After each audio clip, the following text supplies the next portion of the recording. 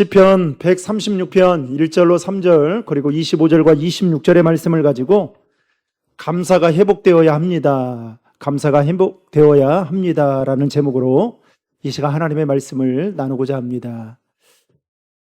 화면에 하나 이미지를 하나 띄워주시면 여러분 인생을 바라보는 두 가지의 관점이 화면에 본 이미지와 같습니다. 하나는 현미경의 관점이 있고 또 하나는 만원경의 관점이 있습니다. 현미경은 여러분 아주 작은 것을 크게 확대해서 실제보다 크게 보게 해주는 반면에 만원경은 멀리 있어서 잘 보이지 않는 것들을 선명하게 보게 해주는 기능이 있습니다. 그런데 여러분 우리 신앙생활도 마찬가지인 것 같습니다. 어떤 사람은 인생을 현미경으로 바라보는 사람이 있습니다. 그래서 작은 상처와 부족함을 더 크게 보게 되고 또 받은 은혜보다 현재의 어려움을 더 크게 바라보게 되기도 하죠. 결국 현미경으로 인생을 바라보게 되면 그 마음속에 불평하는 마음과 원망하는 마음이 그 사람 마음을 지배하게 된다는 것입니다. 그러나 어떤 사람은 인생을 만환경으로 바라보는 사람이 있습니다. 인생을 만환경으로 바라보는 사람은 현재의 어려움은 있지만 그래서 하나님이 잘 보이지 않는 것처럼 느껴지지만 그 문제 너머에 역사하시는 하나님을 바라보게 됩니다. 그리고 하나님께서 이루실 그 소망을 품고 살아가게 됩니다. 그래서 문제는 있지만 어려움은 있지만 인생을 만환경으로 보는 사람은 감사할 수 있고 현재의 어려움도 거뜬히 감당해 나가기도 합니다. 누가복음 17장에 보면 우리가 너무나도 잘 알고 있는 10명의 나병 환자에 대한 이야기가 나옵니다. 10명의 나병 환자는 예수님으로부터 기적적으로 자신들의 병을 고침받게 됩니다. 그런데 9명은 자신의 부족함과 피로만을 바라보았습니다. 그리고 병이 나은 거에 그저 만족했습니다. 거기까지였습니다. 그러나 사마리아 한 사람은 자신을 고쳐주신 그 예수님과 그리고 자신의 삶에 베풀어 주신 그 예수님의 은혜를 현미경으로 보이지 않지만 선명하게 보려고 노력했다는 것입니다. 그 결과 그는 주님께 칭찬을 받고 구원의 은혜까지 자신의 병을 고침받을 뿐만 아니라 구원의 은혜까지 누리게 되는 복을 받게 되었습니다. 여러분, 오늘 우리의 삶에도 두 개의 렌즈가 각각 따로 있습니다. 9명의 나병 환자처럼 불평의 현미경으로 문제를 바라보는 사람들이 있고 또 사마리아 한 사람처럼 감사의 만환경으로 문제보다 더 크신 하나님을 바라보는 사람들이 있습니다. 혹시 여러분은 전자와 후자 중에 어디에 속해 있다고 생각하십니까? 저는 우리 신도림 중앙의 모든 성도들이 감사의 만환경으로 문제보다 더 크시고 오늘 또 우리와 함께 하시는 그 주님의 은혜를 선명하게 바라볼 수 있기를 예수님의 이름으로 축복합니다. 특별히 성경은 감사와 관련해서 데살로니가전서 5장 18절에 이렇게 말씀하고 있습니다. 범사에 감사하라. 이것이 그리스도 예수 안에서 너희를 향하신 하나님의 뭐다고요? 뜻이니라. 범사에 감사하는 것이 하나님의 뜻이다라고 성경은 분명하게 우리에게 가르쳐주고 있습니다. 여러분에게 묻겠습니다. 혹시 우리 가운데 감사하는 일이 하나님의 뜻이라는 사실을 모르고 신앙생활 하시는 분이 계십니까? 그래서 감사하는 것에 대해서 어색해하고 주저하고 머뭇거리고 계시는 분이 계십니까? 아마 그런 분은 한 분도 없을 겁니다. 문제는 알면서도 범사에 감사하는 일이 쉽게 잘 되지 않는다는 게 문제인 것입니다. 감사를 하더라도 선택적으로 감사를 하는 경우가 많습니다. 한마디로 조건이 좋을 때만, 응답받을 때만 감사하는 일이 다반사입니다. 여러분, 감사가 왜 이토록 어려운 일일까요?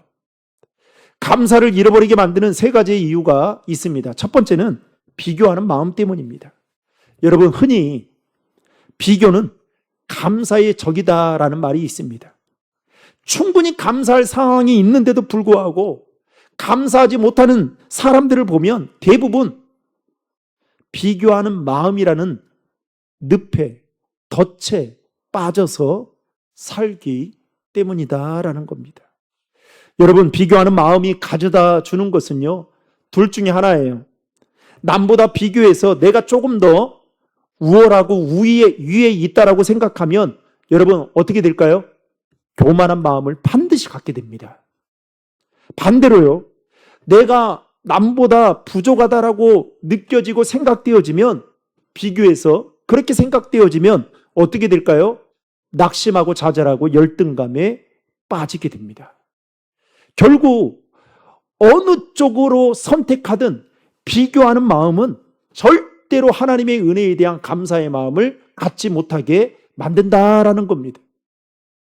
두 번째로 감사를 잃어버리게 만드는 그 이유는 욕심 때문입니다.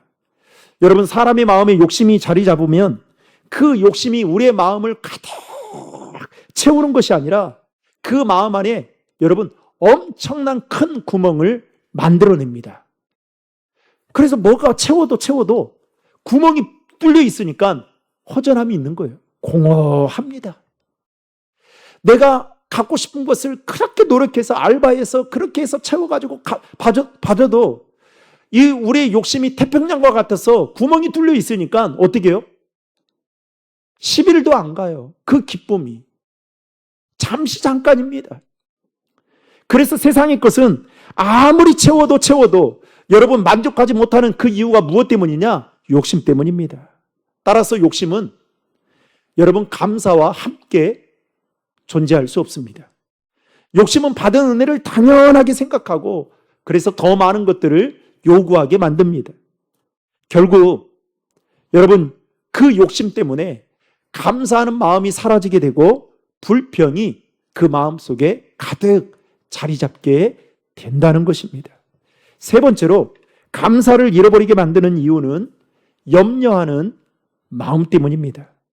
여러분 빌립보서 4장 6절에 보면 이렇게 말씀합니다. 아무것도 염려하지 말고 오직 모든 일에 기도와 간구로 너희 구할 것을 뭐로 아뢰라고요? 감사함으로 하나님께 아뢰라라고 말하고 있습니다. 바울은 염려에 대해서 지금 어떠한 표현을 사용하고 있느냐? 아무것도라는 말로 표현하고 있습니다. 다시 말하면 어떤 것은 염려해도 되고 어떤 것은 염려하지 않아도 되는 것이 아니라 아무것도 염려하지 말라고 사도 바울은 강조하고 있는 것입니다. 여러분, 염려하는 마음이 많아지게 되면 하나님보다 문제를 더 크게 바라보게 됩니다. 그리고 염려 대신 그러나 믿음을 갖게 되면 문제보다 더 크신 하나님을 더 크게 바라보게 됩니다. 마태복음 6장 32절에 보면 예수님은 염려하는 제자들에게 다음과 같이 말씀하십니다. 너희 하늘 아버지께서 이 모든 것이 너희에게 있어야 할 줄을 뭐 한다고요? 아시느니라. 여러분, 무슨 말입니까? 하나님은 저와 여러분들이 염려하는 이 모든 것들을 다 아시는 분이심을 믿으시길 바랍니다. 하나님은 우리의 필요를 모르시는 분이 아니셔요. 그래서 채워주지 않는 것이 아닙니다. 우리의 필요를 다 이미 알고 계신다는 거예요. 그러면 여러분, 왜 필요를 아시는 하나님께서 우리에게 채워주지 않는 걸까요? 저는 목회의 경험한 바에 따르면 그 믿음의 그릇이 준비되지 않으면, 여러분 기도의 분량이 채워지지 않으면 하나님은 절대로 채워주지 않습니다. 한 번, 두 번, 세 번은 가능할 수 있어요. 왜요? 하나님 살아계심을 보게 하니까. 그런데요, 어느 정도 수준이 있는 응답받을 만한 그 깊이 있는 문제들은요, 하나님이 믿음의 그릇을 키우거나 기도의 분량을 넓힌 다음에 반드시 채워주십니다. 그래서 여러분, 중요한 것은 우리의 믿음의 그릇을 넓혀야 돼요. 기도의 분량을 여러분 확장시켜 나가야 되는 거예요. 이처럼 앞에서 살펴본 바와 같이 우리 마음 안에 감사를 잃어버리게 만드는 그 비교와 욕심과 염려하는 마음이 결국 하나님이 기뻐하시는 뜻대로 살아갈 수 없게 만든다는 사실을 우리는 명심해야 한다라는 것입니다. 더 나아가서 비교와 욕심과 염려하는 마음들을 우리 안에 내려놓을 때에 하나님께서 여러분 그 빈 마음 속에 감사로 풍족하게 채워주실 줄로 믿습니다. 그러면 오늘 우리가 읽었던 시편 136편의 말씀을 통해 시편 기자는 우리가 감사해야 할 세 가지 이유에 대해서 가르쳐주고 있는데 그것이 무엇인지 이 시간 짧게 나누고자 합니다. 첫 번째로 시편 기자는 그 감사해야 될 이유에 대해서 이렇게 말하고 있습니다. 하나님은 창조주이시기 때문에 감사해야 한다라고 말하고 있습니다. 여러분 오늘 본문 1절에 보시면 여호와께 감사하라라는 말씀으로 시작하고 있는 것을 볼 수 있습니다.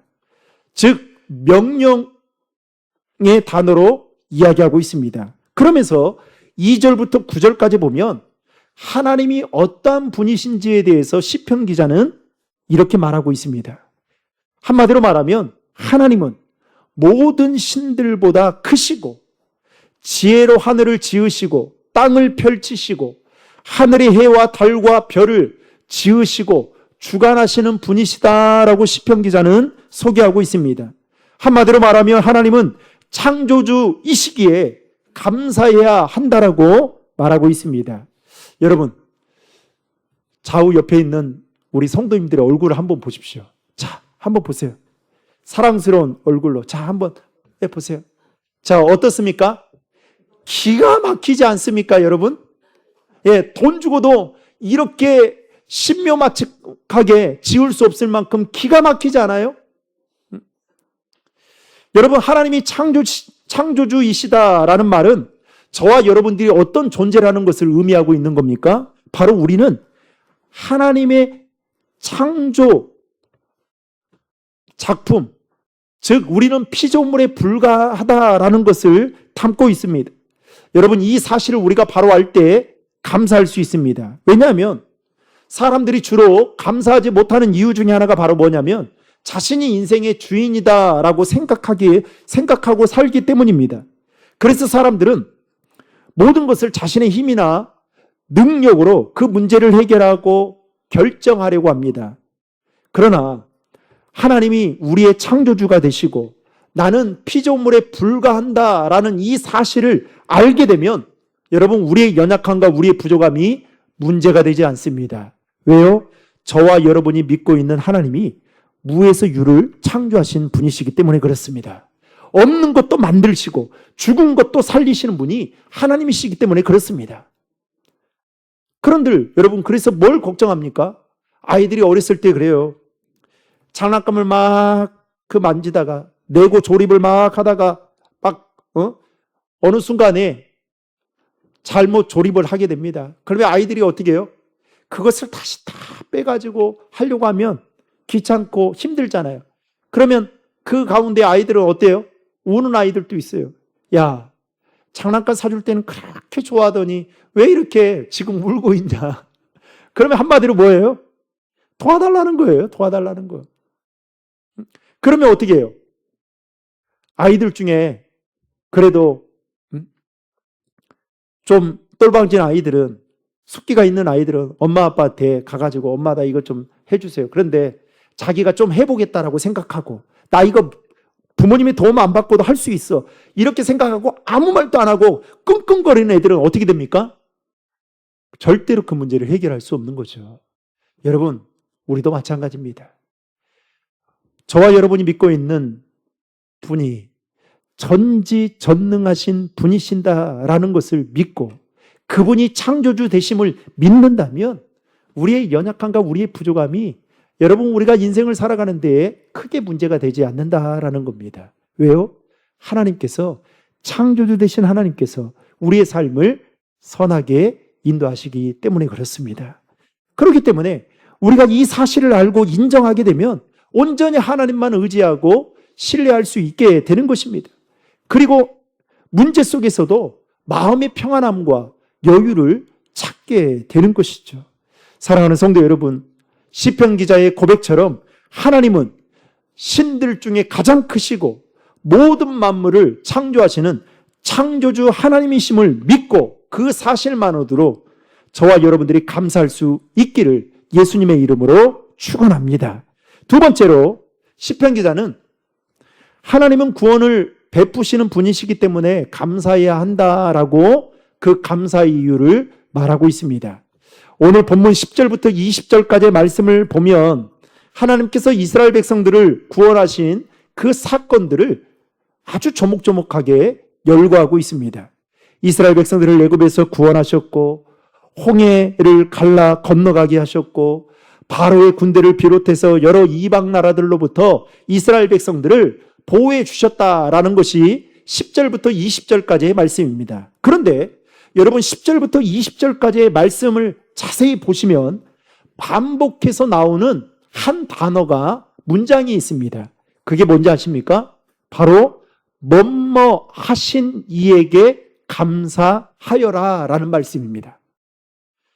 시편 기자는 하나님께서 과거에 베풀어 주셨던 그 은혜를, 그 사건들을 하나하나 조목조목 열거하면서 그것들을 행하신 하나님께 감사라고 말씀하고 있다라는 겁니다. 그런데 문제는 이스라엘 백성들은 하나님께서 그들의 삶을 이끌어 주시고 그들의 삶에 베풀어 주셨던 그 은혜들을 너무나도 쉽게 잊어버리고 망각하며 살았다라는 것입니다.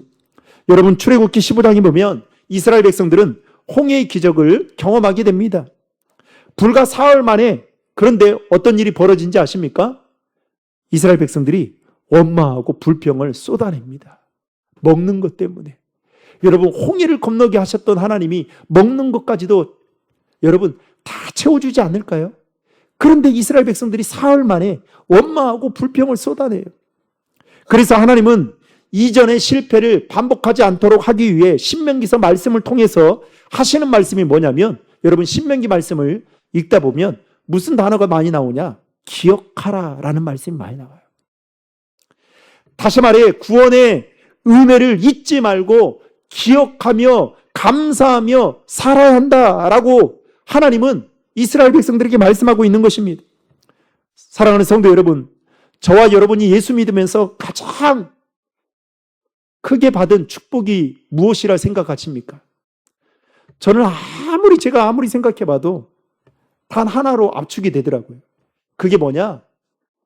죄인인, 죄로 인해 죽을 수밖에 없는 저와 여러분이 예수 그리스도를 통해서 구원의 은혜를 받게 되었다는 사실입니다.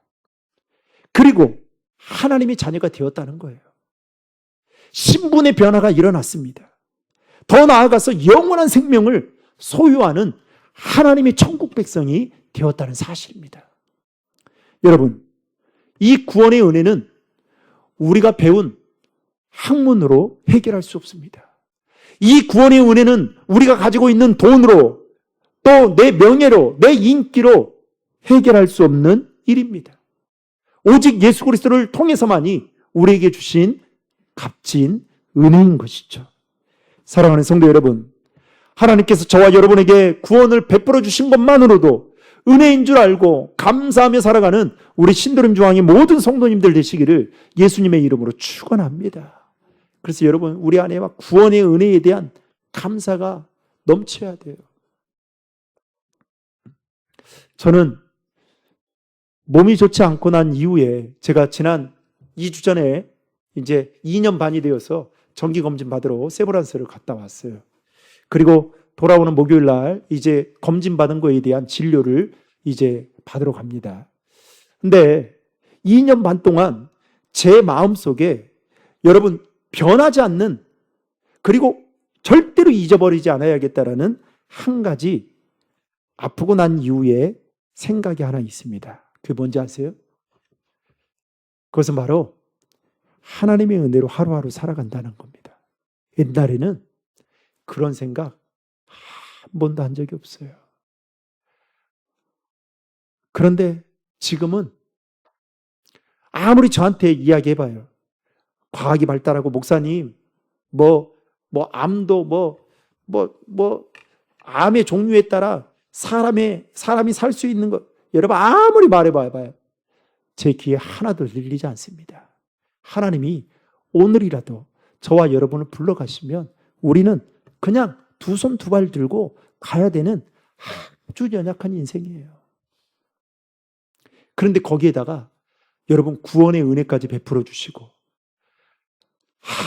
세상적으로 보면 정말 볼품없는 저를 주의 종으로 불러주셔서 목회자의 길을 걸어가게 하고, 이 강단에 서서 하나님의 메시지를 전하게 한다.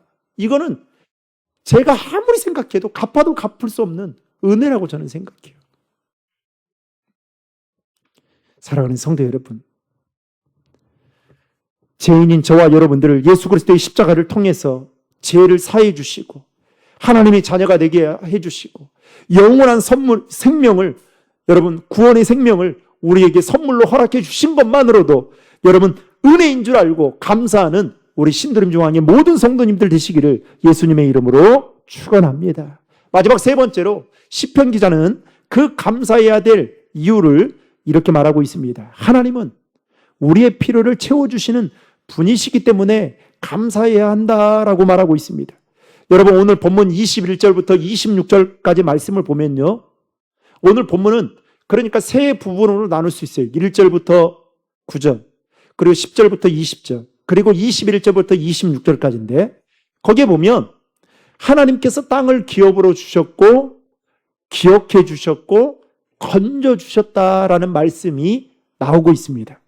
특별히 21절부터 26절까지는, 10절부터 20절까지는 뭐뭐 하신 이에게, 하나님이 행하신 이에게 감사라고 말하고 있다면 21절부터 26절까지는 여러분 뭘 반복적으로 말하고 있느냐? 뭐뭇을 주신 분에게 감사하라고 반복해서 말하고 있습니다. 더욱이 25절 말씀에 보면 모든 육체에게 먹을 것을 주신 이에게 감사하라고 말씀하고 있습니다. 그런데 여러분 25절의 말씀을 보면 이것을 과거형으로 말하고 있는 것이 아니라 현재형으로 말하고 있다는 겁니다. 무슨 말일까요? 하나님은 과거에만, 2000년 전에만 역사하신 분이 아니라 오늘 또 살아계셔서 역사하시는 분이심을 시편 기자는 믿고 그 살아계신 하나님께 감사해야 된다라고 말씀하고 있다는 것입니다. 사랑하는 성도 여러분, 공중에 나는 새를 먹이시고 들의 백합화를 입히시는 하나님께서 어찌 하나님의 자녀인 우리들을 돌보지 않으시겠습니까? 지난 6개월의 삶을 돌아보면 하나님께서 우리의 형편과 처지를 잘 아시고 그때그때마다 필요한 은혜들을 공급해 주셨습니다.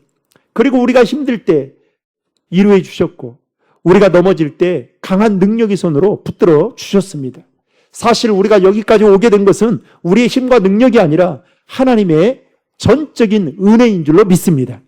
그리고 그 하나님의 은혜는 과거에만 한정되어 있는 것이 아니라, 과거에만 국한되어져 있는 것이 아니라, 과거로만 끝나는 것이 아니라 앞으로도 우리의 삶 가운데 계속 진행될 것이다라는 것입니다. 그러하기에 우리는 어제나 오늘이나 영원토록 변함없으시고 도우시고 지켜주시고 인도해 주시는 하나님께 감사하는 자들이 되어야 한다는 것입니다. 그런데 어떤 사람은 우리 안에 작은 것들을 크게 확대해서 실제보다 더 크게 바라본다는 거예요. 그래서 불평하고 원망하게 만듭니다. 그런데 반면에 어떤 사람은 그렇게 잘 보이지 않는 것을 선명하게 보기 위해서 감사의 만환경이라는 것을 들고 바라본다는 겁니다. 그래서 제가 봐도 그래요. 성도들 신방에서 이야기를 듣다 보면 어떻게 이분은 이렇게 힘든데도 불구하고 버틸 수 있었을까? 견뎌낼 수 있었을까? 그런데 보면요, 그분들 대부분 보면 다 감사합니다. 감사하다라는 말을 계속 끊임없이 한다는 거예요. 사랑하는 성도 여러분, 불평과 원망이라는 여러분 현미경으로 바라보게 되면 모든 것이 다 짜증나는 일로 보이게 됩니다. 그러나 감사의 만환경으로 바라보게 되면 여러분 모든 것이 다 감사의 조건이 되고 더 나아가서 문제보다 크신 하나님을 어느 순간 보게 되고 하나님의 일하심을 발견하게 될 것입니다. 이제 말씀을 맺겠습니다. 사랑하는 신드롬 중앙의 성도 여러분, 감사는 환경의 문제가 아니라 시선의 문제입니다. 감사는 같은 상황을 놓고도 어떤 사람은 불평하지만 어떤 사람은 감사합니다. 감사하기도 합니다. 같은 광야를 걸으면서도 어떤 이스라엘 백성들은 원망하지만 여호수아와 갈렙은 하나님의 약속을 바라보았습니다. 오늘 여러분의 삶에 어떤 문제가 있습니까? 건강의 문제입니까? 아니면 자녀의 문제입니까? 아니면 경제적인 어려움입니까? 혹은 사람으로 인한 상처입니까? 우리는 자꾸만 그 문제를 현미경으로 확대해서 바라보려고 합니다.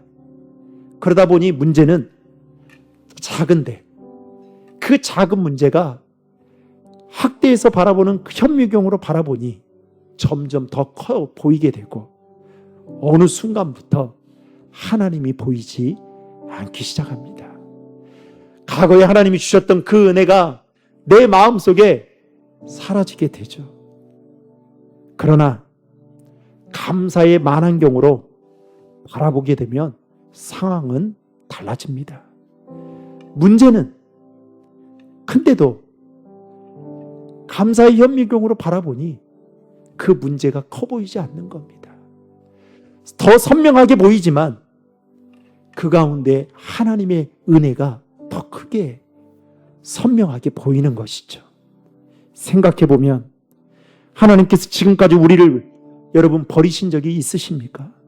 우리가 넘어질 때마다 하나님은 우리를 사랑하셔서 붙들어 주시고 우리가 한 구석에서 눈물을 흘릴 때마다 하나님은 찾아와서 우리를 위로해 주시고 또 우리가 걸어가는 길이 막막하고 보이지 않을 때마다 하나님은 친히 우리보다 앞서서 새로운 길로 우리를 인도해 주셨습니다. 그러므로 감사는 없는 것을 보는 것이 아니라 이미 받은 은혜를 기억하며 하는 것이 감사입니다. 감사는 미래가 보장되어서 하는 것이 아니라 하나님께서 함께 하신다는 사실 그 하나 때문에 감사하는 것입니다. 오늘 이 시간 우리 안에 불평의 현미경이 있다면 과감하게 내려놓으시고 감사의 만환경을 새롭게 들 수 있기를 바랍니다. 문제보다 크신 하나님을 더 크게 바라볼 수 있기를 바랍니다. 그리고 상황보다 앞서 일하시는 하나님을 더 크게 바라볼 수 있기를 바랍니다. 제가 지난 6개월을 돌아보면서 하나님 어떤 메시지를 성도들과 전하면 좋을까요?